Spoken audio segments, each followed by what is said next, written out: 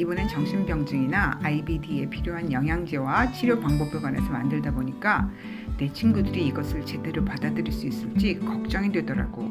기본적으로 메실레이션과 크랩 사이클을 이해하고 있어야만 하는데 증세에 따라서 사이클에 대한 설명이 이곳 저곳에 따로 설명이 되어져서 친구들이 찾아보기가 너무 불편했을 것 같아. 그래서 이번에는 기본 대사 과정을 요약 정리해봤어. 특별한 증상이 없고 그저 보충할 목적이라도 영양 성분이 어디서 어떻게 쓰여지는지 알아야 과장되고 일반론적인 정보들 속에서 증세와 특성에 따라 어떻게 적용해야 하는지 스스로 찾아갈 수 있을 거야. 이미 내 영상을 처음부터 꾸준히 보아온 친구들은 이해하기 쉽겠지만 혹시 처음 보는 사람이라 뭔 말인지 모르겠다면 자세히 천천히 다 설명해 두었으니까 2편서부터 차근차근 보면 돼. 이 영상으로 내 몸에 꼭 맞는 영양 성분을 정리하면 좋겠어. 머사이어닌 회로에서 독소를 제거하고 폴라이트 회로에서 DNA를 합성하고 바이오프테린 회로에서 신경 전달 물질이 만들어지고 남은 대사 물질을 잘 배설하고 마이토콘드리아 크랩 사이클에 가서 에너지를 만들어내는 이 모든 과정이 서로 어떻게 연결되는지 설명해 볼게. 우선 머사이어닌과 크랩 사이클의 관계를 알아보기 위해서 위치를 바꿔서 그렸으니까 헷갈리지 마. 우리가 먹은 단백질에 황이 붙은 것을 머사이언이라고 하는데 그것이 호모시스타인을 만들어내고 최종적으로 타우린과 글루타사이언을 만드는 과정이거든. 이 과정이 안 돌아가면 크랩 사이클에 필요한 세미도 만들지 못하고 호모시스타인은 쌓이고 대사에 너무 중요한 타우린과 글루타사이언도 못 만들어. 그러기 위해서는 마그네슘, 아연, 메틸코발라민, 바이타민 D와 P5P 형태의 B6 그리고 세린이 필요해. 지방질과 당질은 크랩 사이클에 들어가서 에너지를 만들어야 하는데 여기에 각종 바이타민 B가 필요하고 또 리포익산과 커큐탄이 필요한데 병증이 심하거나 60세 이상이라면 잘 생산하지 못할 수도 있지만 다른 영양소만 풍부하다면 체내에서 충분히 만들어내고 또 체내 독소가 쌓여서 급하게 디톡스가 필요한 경우가 아니라면 굳이 복용하지 않아도 돼.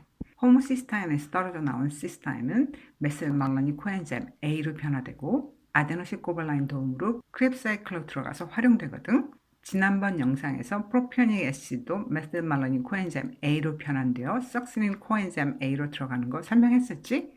글루타사이언은 글루타믹 애시드로 변환해서 정말 중요한 신경 전달 물질인 가바를 만들어내는데 여기에도 P5P가 필요해.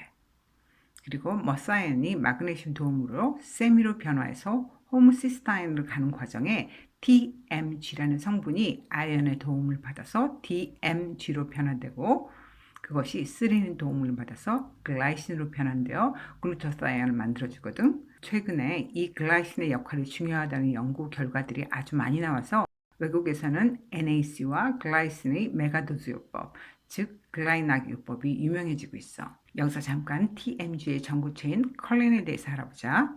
계란 노른자에 많이 들어있는 컬린에서 여러 가지 물질이 만들어지는데 가장 중요한 게 TMG이고 뇌에 중요한 포스파타이드 컬린을 만들고 거기서 또 담즙 바일을 만들어내.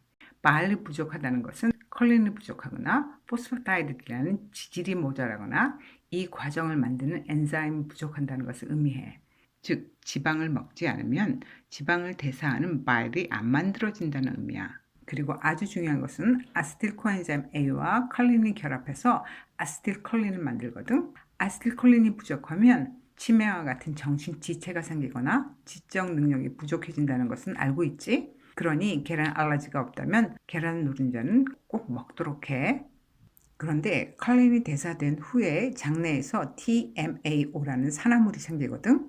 TMAO가 뭐냐면 아밀로이드 베타 펩타이드와 타우 프로테인을 만들어내는 놈이거든. 이게 뇌에 쌓이면 치매가 생기는데 겁내지는 마. 장내 바이타민 D가 충분하면 TMAO 발생을 줄여주고 특히 콩을 많이 먹는 우리나라 장에 많은 박테로이디스와 돼지고기와 오크라를 많이 먹는 오키나와 사람들의 장에 많이 사는 아크만시아는 TMAO를 대사에 없애버리거든. 컬린이 문제가 아니라 장에 박테로이디스나 아크만시아를 늘리는 게 중요한 거야. 만일 TMAO와 콜레스테롤 수치가 걱정되어서 컬린을 안 먹는다면 뇌에 중요한 아세틸콜린도 바일도 못 만들게 되는 거야.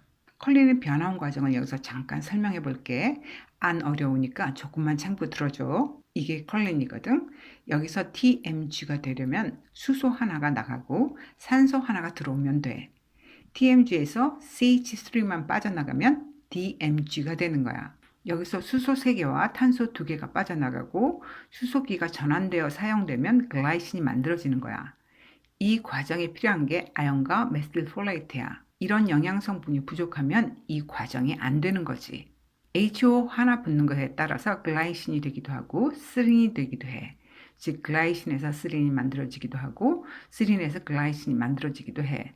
근데 혹시 암 환자거나 암 유전자를 갖고 있는 사람은 스린을 영양제로 먹으면 안 되거든. 외부에서 들어온 스린을 암세포가 너무 좋아해. 그것으로 암세포가 마구 분화된단 말이야.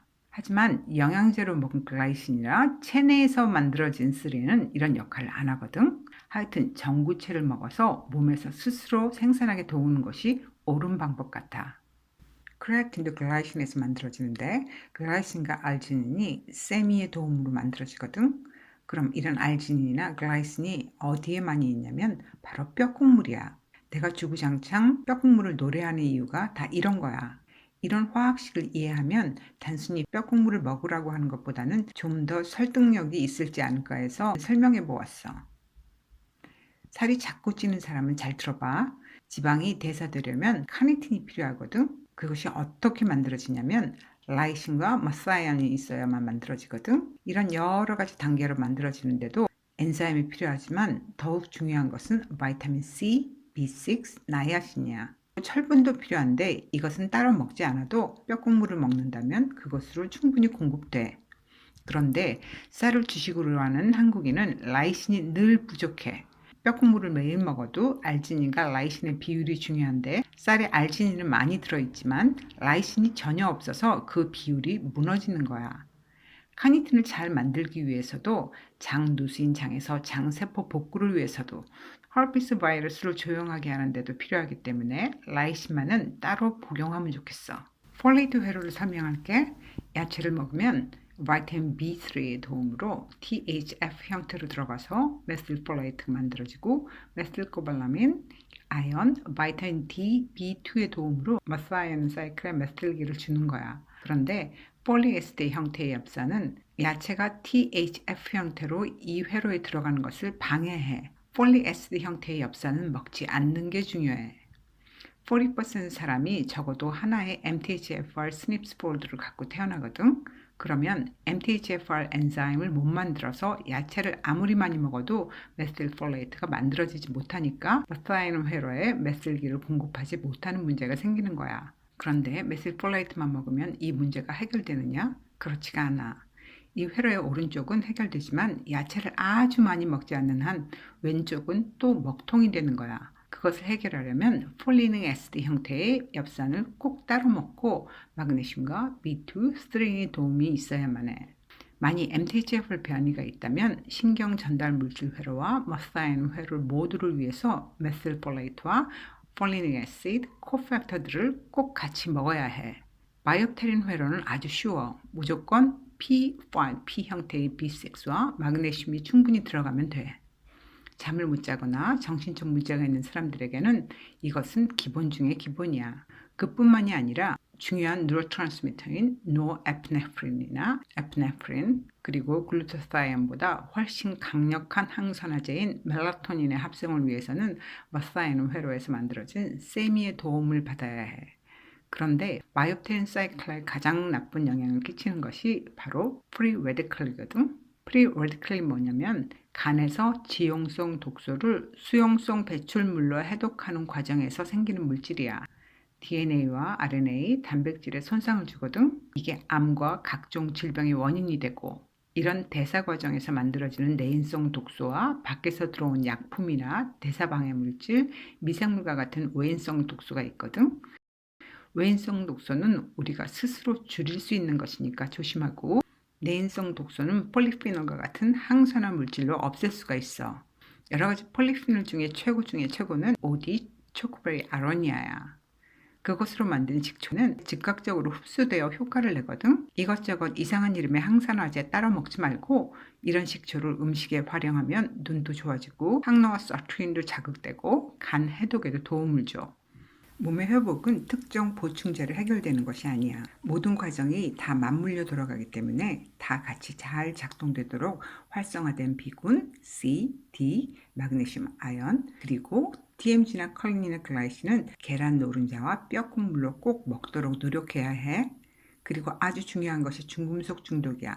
이런 것들이 몸에 쌓이게 되면 이 회로 전체가 방해받거든. 그런데 여기에 코팩터 영양 성분이 모자라면 그냥 스탑하는 거야. 그러니 기본 영양 성분도 먹고 중금속도 제거해서 회로를 정상적으로 돌리는 것이 제일 먼저고, 이런 기본 없이 광고나 유튜브, TV에서 나오는 특정 성분만 먹는다고 몸이 정상이 되는 것은 절대 아니야. 이런 거를 다 하고 증세가 없어지지 않는다면 어토파지 파스팅이나 시간 제한 다이어트, 바이오 키로제닉 다이어트를 해보는 거지. 하여튼 간해독, 메스틸레이션, 크랩 사이클 기능만 회복되면 웬만한 병증은 몸이 스스로 치유하기 시작하거든. 내 몸을 믿어보세요. 이제 어느 정도 정리가 되었지? 적용 방법도 모르는 영양 성분을 이중적으로 과용하거나 코팩터 없이 대사 과정 마지막 물질만 복용하거나 여러 가지 유명한 항산화제만 마구 먹으면 증상만 낮추는 일반 약물과 다를 게 하나도 없어.